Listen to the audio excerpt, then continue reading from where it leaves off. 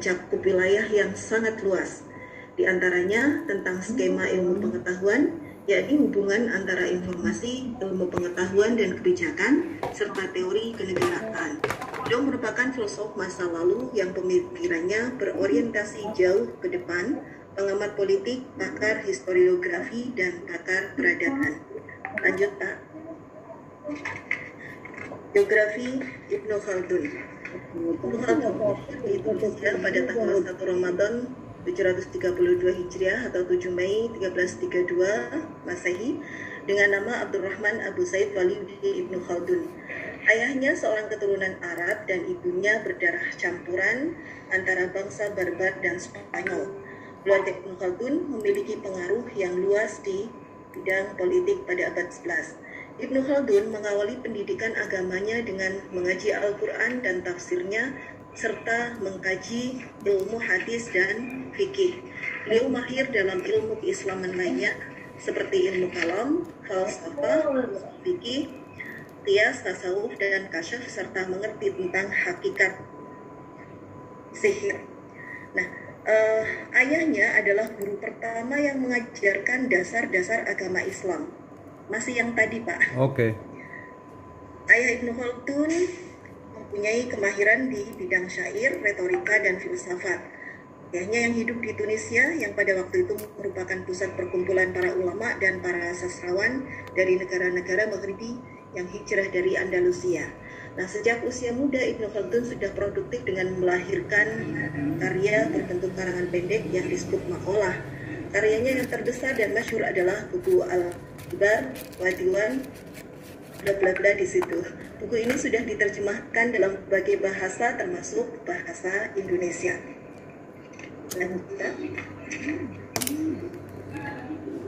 Lanjut. Bapak, lanjut, Pak. Udah muncul. Dan saya lanjut, Pak. Nggih, mpun niku. Lanjutan biografi, mpun. Oh, nggih, rekam film. Ini yang ini? Ini dia lanjutan biografinya. Ibnu Khaldun ini merupakan termasuk inspirator reformis yang kuat, yang memiliki orientasi dengan pengalaman kesufian yang khas, dan termasuk juga pelopor teori peredaran peradaban. Lanjut. Beberapa gurunya yang berjasa dalam perkembangan intelektual Ibnu Khaldun ini diantaranya adalah ini, monggo dibaca sendiri. Namun dari sekian banyak guru-gurunya, ada dua orang yang sangat berpengaruh bagi Ibnu Khaldun, yaitu dalam bidang keilmuan syariat, bahasa, dan filsafat, yaitu Muhammad bin Abdullah Muhaimin bin Abdul Muhaimin Al-Hadrami, seorang imam muhadditsin dan ahli nahwu di Maghribi. Kemudian Abu Abdullah Muhammad bin Ibrahim Al-Alibi dalam bidang ilmu rasional yang disebut juga ilmu-ilmu filsafat, ilmu hukum, logika, metafisika, fisika, dan ilmu falak serta musik. Lanjut. Buku-buku yang pernah dipelajari Ibnu Khaldun ini antaranya adalah seperti ini, bisa dibaca sendiri, dan ini sekaligus menunjukkan bahwa Ibnu Khaldun adalah seorang pecinta berbagai ilmu pengetahuan. Lanjut.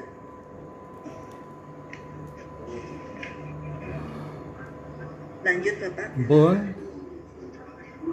Nah, secara garis besar, ini Ali Abdul Wahid Wafi membagi masa hidup Ibnu Khaldun menjadi 4 tahap.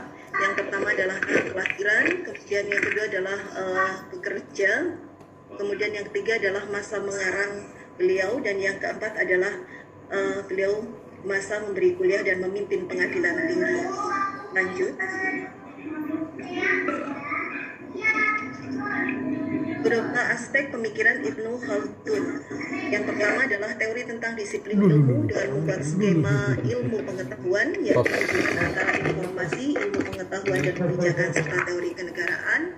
Yang kedua adalah sains yang dikaji di dunia Islam mencakup 2 hal, yaitu sains filosofi filosofis, intelektual, dan sains yang disampaikan. Sains filosofis dan intelektual terdiri dari logika, sains alam atau fisika, sains tentang benda di luar alam atau metafisika, dan sains yang berhubungan dengan kuantitas. Sains filosofis dan intelektual mencakup ilmu medis, pertanian, sihir, dan jimat, dan lain sebagainya itu.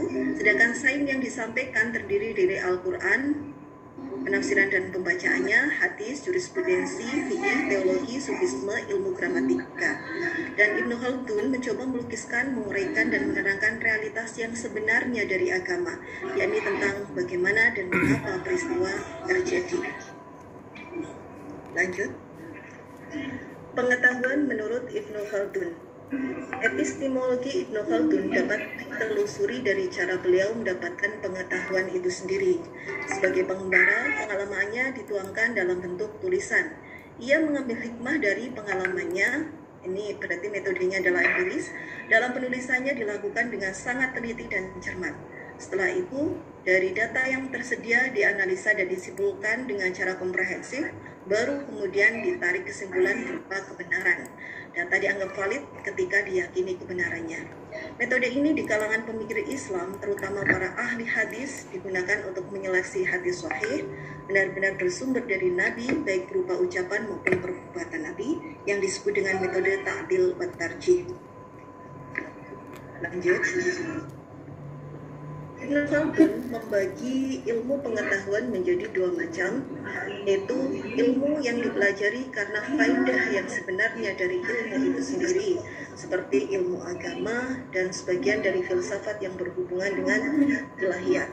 Dan yang kedua adalah ilmu yang dapat dijadikan alat untuk mempelajari pengetahuan pertama atau yang dapat dipergunakan untuk mempelajari golongan ilmu pengetahuan atau ilmu tata bahasa, logika untuk mempelajari filsafat. Oleh karena pengetahuan termasuk alat untuk mempelajari filsafat, maka logika pun menjadi alat untuk mempelajari filsafat. Lanjut. Cara memperoleh pengetahuan. Yang pertama adalah melalui pengalaman perasaan dengan perantara panca indera dan akal. Dasar pengetahuan ialah pengalaman perasaan dengan perantara indera yang 5. Ibnu Khaldun mengikuti paham empirisme yang secara eksplisit mengakui bahwa pengetahuan diperoleh melalui sentuhan indera manusia dengan alam luar. Kemudian yang berikutnya adalah mengikuti pola berpikir kaum rasionalisme. Hanya saja akal itu mempunyai jangkauan yang terbatas. Akal merupakan sejenis tempat penampilan yang secara prinsip menerima hasil-hasil pengamatan tersebut. Kemudian yang berikutnya adalah pengetahuan diperoleh dari pengertian, yaitu suatu gambaran yang dibentuk dalam ingatan yang kemudian wujud kesimpulannya berupa pengetahuan mengenai esensi.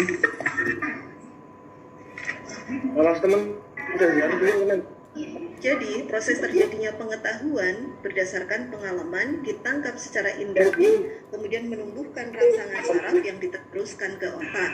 Di dalam otak dibentuklah tanggapan-tanggapan mengenai objek tangkapan indrawi. Fungsi dari pengalaman indrawi adalah sebagai alat bantu atau sebagai pendorong dalam usaha penyelidikan untuk memperoleh kebenaran.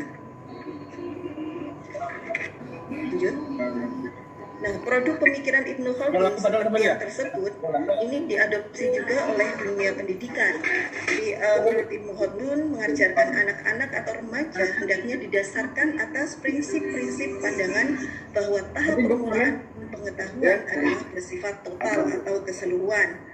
Kemudian secara bertahap baru terperinci sehingga anak dapat menerima dan memahami permasalahan pada tiap bagian dari ilmu yang diajarkan. Lalu guru mendekatkan ilmu itu pada pikirannya dengan penjelasan dan uraian-uraian sesuai dengan tingkat kemampuan berpikirnya anak-anak tersebut serta kesiapan kemampuan menerima apa yang diajarkan. Kemudian guru mengulangi lagi ilmu yang diajarkan itu agar anak-anak meningkat daya pemahamannya sampai kepada taraf yang tertinggi melalui uraian dan pembuktian yang jelas.